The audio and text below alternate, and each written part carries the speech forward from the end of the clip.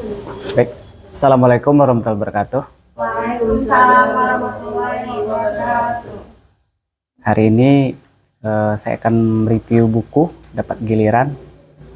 Eh,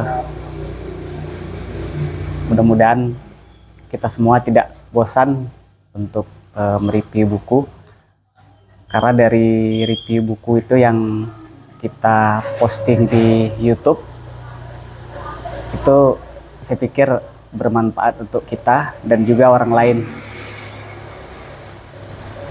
Waktu sekolah mungkin kita mendengarkan guru ataupun dosen menyampaikan materi, dan kadang ada jadi candaan kayak sama teman kan. Kita bertaruh kalimat mungkin itu berapa kali diucapkan oleh guru tersebut. Saya 10 kali, saya 11 kali, atau ada yang 15 kali. Nah, itu tidak ada evaluasi mungkin dari guru atau dosen tersebut, karena tidak ada rekamannya kayak sekarang itu kan. Kayak postingan di YouTube yang kita buat itu, saya lihat kan kayak apa yang saya sampaikan, itu kalimat mungkin yang kata mungkin saya ucapkan itu berkali-kali. Nah, kan jadi pelajaran kan, apalagi kita sebagai pendidik, bisa jadi kita mengajar di sekolah ataupun di rumah, banyak kata-kata yang berulang disampaikan, itu jadi bahan evaluasi untuk kita. Jadi banyak manfaatnya dari review buku ini, untuk kita pribadi dan juga untuk orang lain. Nah, pada kesempatan pagi hari ini saya akan mereview buku judulnya Eat That Frog, karya Brian Tracy. Jadi kalau bahasa Indonesia makan kodok ya.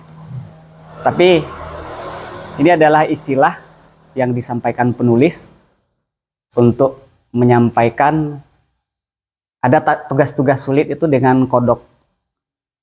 Jadi kodok itu binatang yang menjijikkan gitu.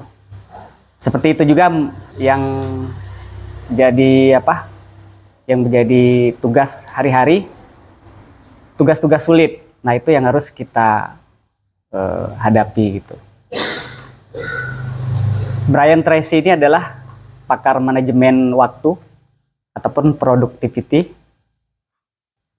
dunia, dan sudah banyak buku yang dibuatnya, ada sekitar 80 judul buku, dan ini salah satu buku yang terlaris dengan laku 1.600.000 kopi ataupun eksemplar bukunya ini.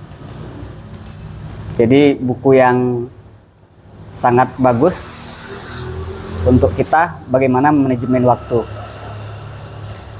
Ada 21 prinsip yang disampaikan di sini dalam bagaimana kita manajemen waktu, sehingga waktu yang tersedia itu bisa kita manfaatkan dengan sebaik-baiknya. Nah, pada kesempatan kali ini ada 2 prinsip saja yang saya sampaikan. Nanti kalau misalnya Bapak Ibu mau lebih lengkap bisa baca buku ini, Eat That Frog ini. Yang pertama yaitu prinsip yang pertama itu kalau di sini ditulis persiapan, cuman saya pakai bahasa saya sendiri yang lebih sederhana dan mudah dimengerti, yaitu target. Yang pertama target. Bagaimana kita membuat target dalam hidup kita, dalam tugas-tugas kita. Kita membuat target.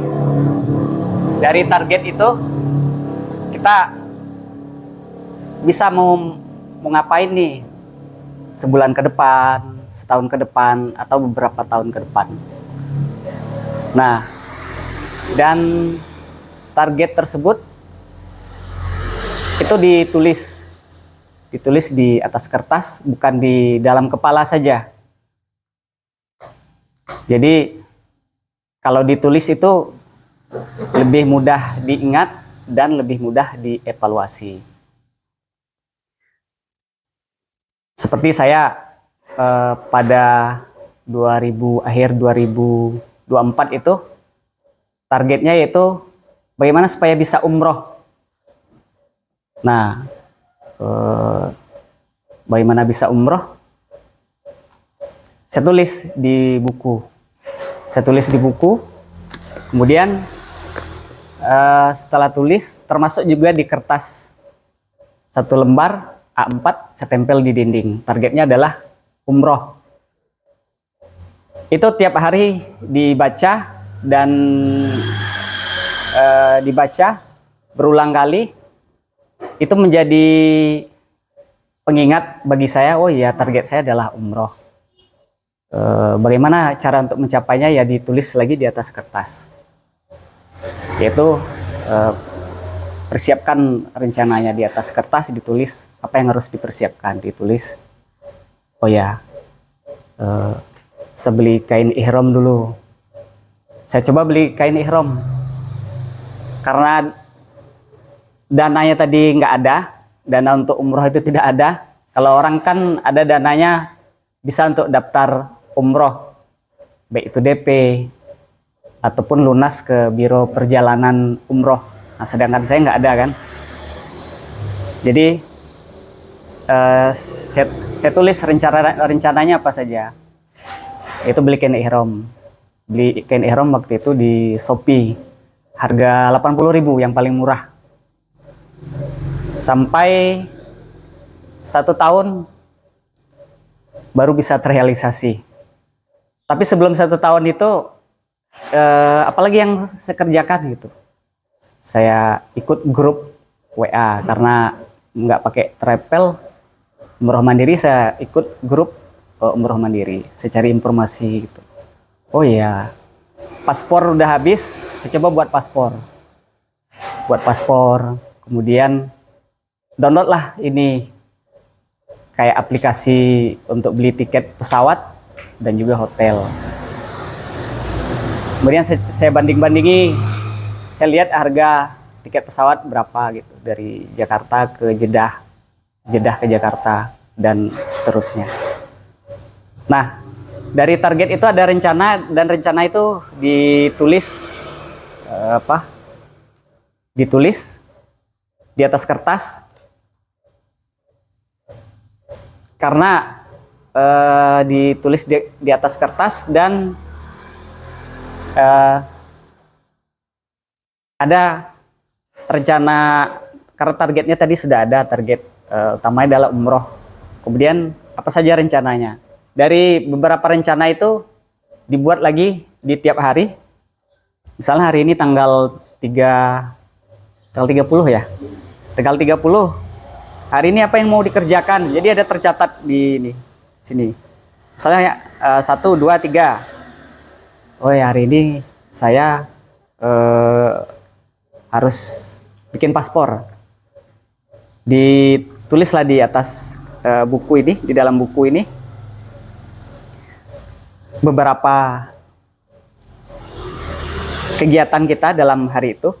Nah, tapi yang target utamanya hari itu adalah bikin paspor. Hari itu apakah berhasil atau tidak?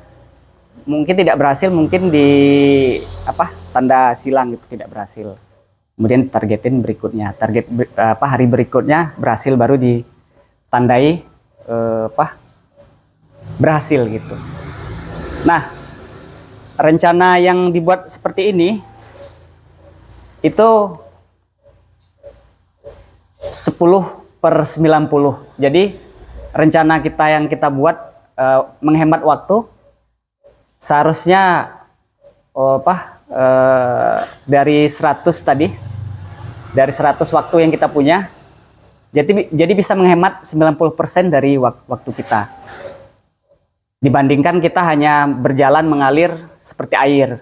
Kalau kita rencanakan, kalau menurut penelitian yang dibuat ini, karena Brian Tracy ini membuat buku ini, katanya sih melakukan penelitian sekitar 30 tahun, baik itu dari orang-orang yang sukses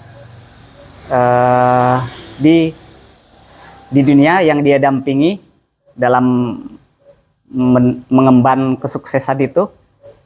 Nah, jadi dengan menulis itu lebih menghemat waktu gitu. Nah, jadi kata dia sungguh mengherankan banyak orang yang tidak melakukan ini, tidak menulis ini, padahal hanya sekedar menulis. Dengan menulis itu lebih banyak hemat waktu yang dia dapatkan dibandingkan hanya tiap hari mengalir saja, ngikutin apa yang ada gitu. Nah, kemudian dari dua prinsip yang awal 1 dan 2 ini, berikutnya adalah, jadi kita sudah buat daftar nih, daftar rencana. Kemudian dari target utama tadi dibuat rencana bulanannya, kemudian rencana mingguannya, dan rencana hariannya gitu. Jadi kalau misalnya rencana hariannya ini nggak tercapai, hari berikutnya lagi gitu. Jadi sampai target itu tercapai.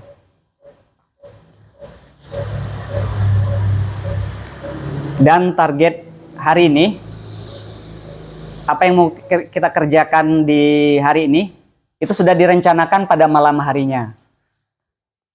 Jadi secara psikologis, oh ya sudah direncanakan dari malam hari, kita bisa tahu nih apalagi yang perlu kita persiapkan untuk besok, apalagi ide agar target ini bisa tercapai gitu.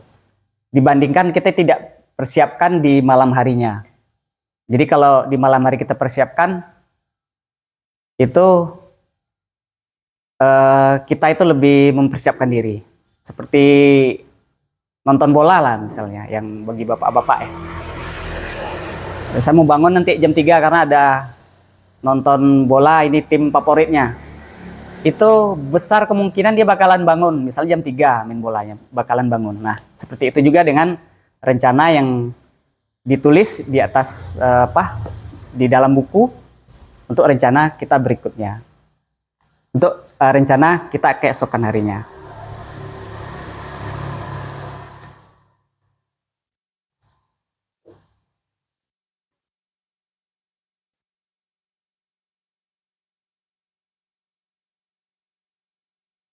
Nah,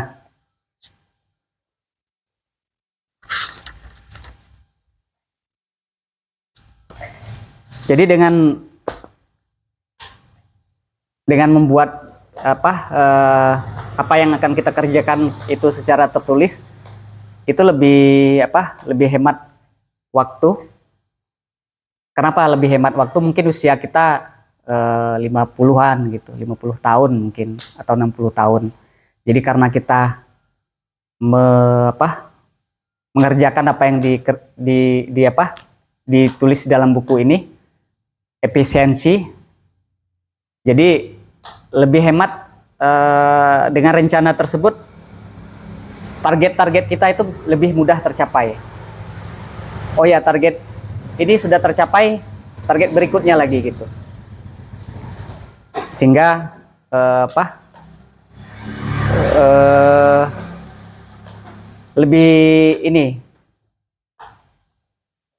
lebih efisien lah hidup kita gitu. Nah,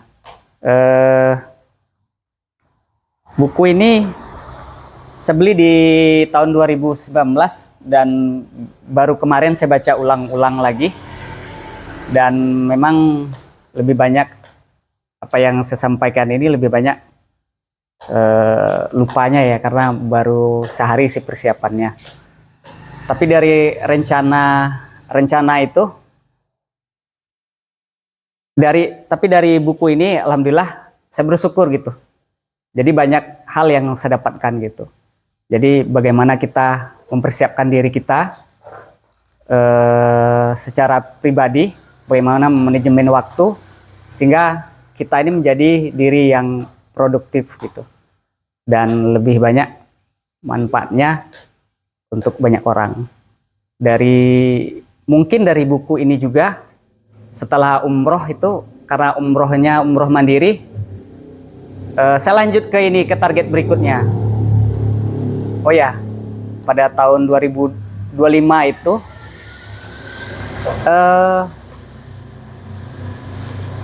saya pernah bantu jamaah dari Madura itu sekitar 9 orang. Dia ditinggali travel umrohnya, ditinggal sama travel umroh di Jeddah itu sekitar 9 orang, usia inilah kakek nenek kita lah gitu, ataupun usia orang tua kita. Jadi dia ditinggal oleh travel umrohnya, tidak ada pendamping, dan ketemu saya di bandara. Kemudian dia minta dampingi sampai ke Singapura. Dari pengalaman itu, dan juga termasuk di Jambi juga, baru-baru ini ada juga travel umroh yang tidak amanah gitu.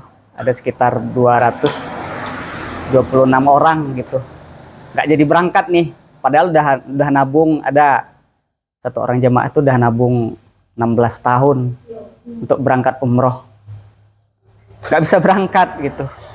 Jadi ada juga target yang lain memotivasi saya untuk menulis buku. Nah, jadi target kemarin tuh bulan Mei ini selesai, tapi perkiraan Juni itu buku yang saya buat itu terbit. Jadi judul bukunya Berani Berangkat Umroh untuk Pemula. Jadi judul bukunya baru saya sampaikan di sini. Mudah-mudahan nanti buku itu bermanfaat untuk banyak orang, terutama kita yang kaum muslimin, karena hampir tiap hari saya lihat itu ada saja travel umroh yang tidak amanah. Ini kan kayak saya pribadi kan menjadi tanggung jawab saya juga. Saya alhamdulillah udah berangkat gitu. Sudah berangkat, udah 2 kali, kembali dengan selamat, dan ya mudah-mudahan dari buku tersebut bisa membantu banyak orang. Per malam tadi juga saya lihat ada travel umroh di Jakarta juga ada sekitar 1.200-an orang. Sama sih kasusnya. Alasannya sih force major kan, karena ada peristiwa perang itu. Cuman tidak bisa menjadi alasan. Kami berangkat yang umroh yang kedua juga saat perang juga. Jadi Jadi sangat penting sekali bagaimana manajemen waktu sehingga kita menjadi pribadi yang lebih produktif lah. Tentunya pertama tadi targetnya jelas. Kayak misalnya tadi saya mau umroh mandiri. Kira-kira berapa tahun lagi perkiraan gitu. Saya menulis juga di dalam buku tersebut. Nanti kalau yang mau beli silakan, bisa beli di Shopee dan juga di toko terdekat. Dengan gaji yang kita sisihkanlah per bulannya itu 500.000 aja. Itu dalam waktu 3 tahun itu sudah bisa berangkat. Karena udah terkumpul uang 18 juta. Apalagi kalau misalnya kita tabung dengan emas, tabungan emas. Tabungan emas itu kalau saya lihat datanya itu per tahun itu naiknya itu 8-15%. Bahkan lebih kan kalau kita nabung dalam bentuk emas. Nah, seperti yang sekolah kita lakukan, guru-guru semuanya dan juga tim schooling JPS kan menabung. Ada yang menabung 300 atau yang lebih gitu kan. Dalam 3 tahun itu sudah bisa berangkat umroh gitu. Karena tiket PP itu ya sekitar 11 lah gitu. Kayak ya sekitar 11-an lah. Bisa lebih murah atau bisa lebih gitu. Tinggal keberanian kita lagi. Nah, makanya baca buku berani berangkat umroh mandiri untuk pemula. Nah, jadi direncanakan gitu. Jadi sudah ada targetnya, kemudian direncanakan secara tertulis, kemudian dievaluasi. Kira-kira rencana saya ini mudah atau sulit gitu. Nah, makanya kayak judul bukunya Eat That Frog. Jadi Brian Tracy ini mengistilahkan bahwa tugas-tugas sulit itu kayak kayak sebuah kata gitu atau kodok yang harus kita makan gitu. Kodok ini jorok dan harus kita makan. Sama seperti itu juga bagaimana cara makan gajah, kalau di sini sebutkan. Bagaimana cara makan gajah? Caranya itu dipotong kecil-kecil. Nah, seperti itu juga dengan makan kata ataupun tugas sulit nih. Kan mau umroh nih, uangnya minimal 20-an lah, 20-an juta misalnya.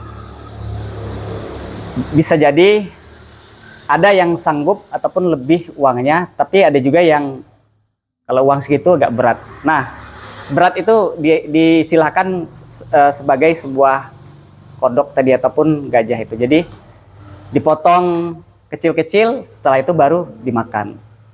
Sama juga seperti kodok itu, bagaimana cara makannya, juga dibuat langkah-langkah untuk bisa mencapai target tersebut. Dan jangan diliatin aja kodoknya kalau disampaikan, tapi harus segera dimakan. Jadi tugas-tugas besar tuh harus segera diselesaikan sehingga tugas ataupun target itu bisa tercapai. Gitu. Mudah-mudahan bermanfaat apa yang saya sampaikan. Mohon maaf apa yang saya sampaikan ini persiapannya belum matang. Jadi mudah-mudahan bisa dimengerti apa yang disampaikan. Mohon maaf atas segala kekurangan. Saya Iri, assalamualaikum warahmatullahi wabarakatuh.